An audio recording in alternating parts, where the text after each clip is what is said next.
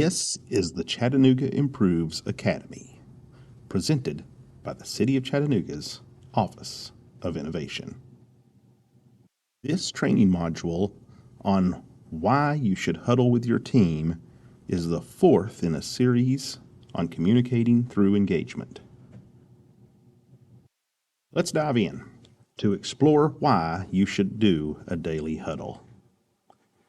As taught in the previous modules, huddles build collaboration amongst the team through effective communication and engagement. Huddles bring your employees together, integrating your collection of employees into one cohesive team where the sum is greater than its parts. Huddles are opportunities to listen and to hear, then to speak to the needs of the employee and take action to remove obstacles. This leads to more motivated team members. They bring transparency and communication that informs the team. It allows you to see and hear where the opportunity lies, and then you can take action, directly or through your team, to help the team succeed. In total, an effective daily huddle helps build a culture that is rooted in our values. Huddles are designed to be had at every level, from frontline teams all the way to the top. This tiered structure provides linkage to ensure that all huddles are aligned. This helps to inform performance towards goals and the linkage from one level to the next.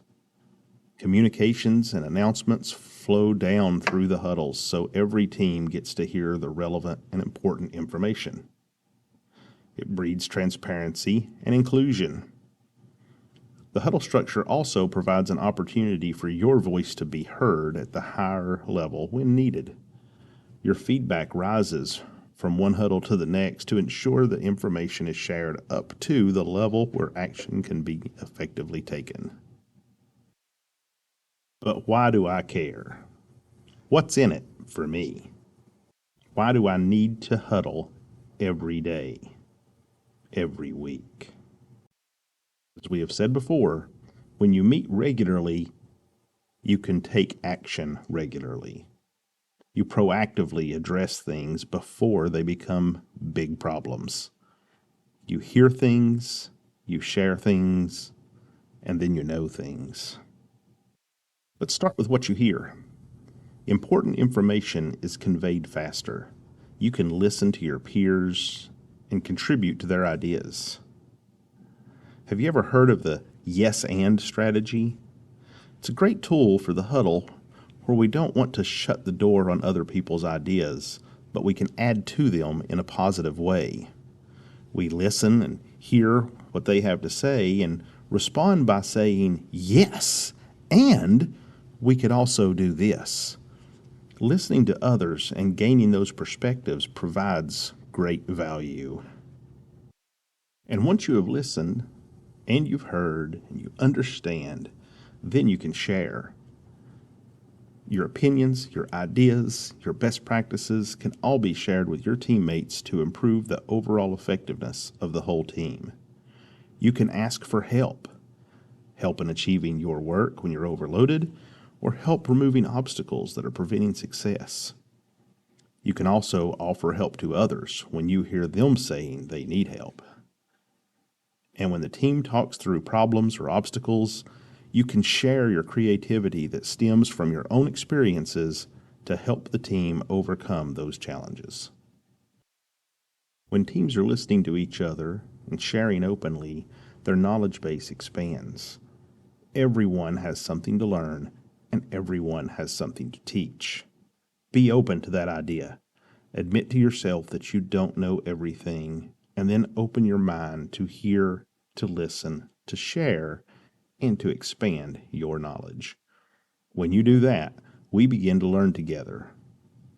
In the huddle, we talk about yesterday's experiences or last week's results, and we learn from that. The huddle will make you more productive and will make you more focused on your vision and your success. Ultimately, you will be more engaged and a higher contributor to your team's success and to your own success. As much as we've talked about the value of huddles and the value that's in it for you personally, things still happen. Things get in the way. It's wise to proactively think about the obvious things that might derail your huddles. Preparing in advance for what could go wrong can help keep things on track. So let's review some common roadblocks. Teams might say, "We have nothing new to discuss. There's no need to meet this frequently." The reality is, results change every day. Customers' needs change. Quality and productivity can get off track. If you're not meeting frequently, you don't see the small changes, and you don't react to them. By the time it becomes obvious, small issues have become large problems. Work happens every day and every week. Each person has actions to take every day and every week. The huddle ensures that every person is taking the right actions toward their vision every day and every week. Sometimes people say that they talk to people all day, every day, so there's no need to have a huddle. The huddle will not replace ad hoc or one-on-one conversations, but it is essential to get the collective group together to hear, to share, and to learn.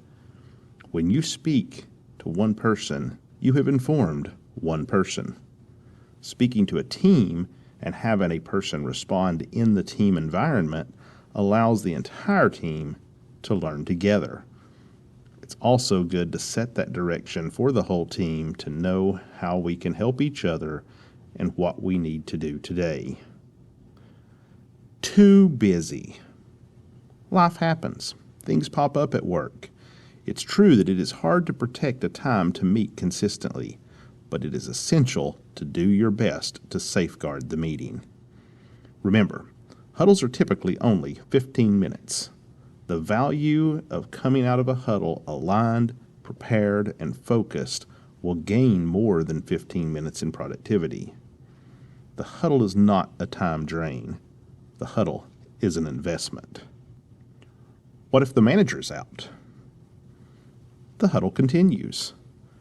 This is an advantage of a standardized agenda coupled to a huddle board. Everyone on the team knows what needs to be discussed and how the meeting should be conducted. The manager's job is simply to facilitate and keep things on track. Their role is not to lead the meeting. Huddles are designed to be team-led, and any team member can step up and take the lead when the manager is out. When everything's been going great, teams can become complacent. We're hitting all of our metrics, so we don't need to huddle anymore. But this is a flawed construct. Continue to huddle even when things are going great and celebrate the wins. Focus on how you can improve the team through standard work improvements, project work, or proactive problem solving. Ask the team what could be better, or ask the customer. Then focus the huddles on improving in those areas. You can also challenge the team, taking one metric and raising the goal, effectively turning it from green to red. Then challenge the team to rally around this new goal to improve.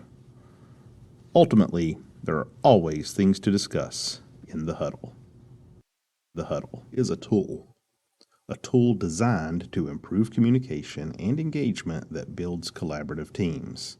As with any tool, it can be used well with effective results, or it can be used ineffectively. Start huddling with your team. Speak up and share to help ensure that your team's huddle is focused. Ask questions that encourage engagement and idea sharing from others.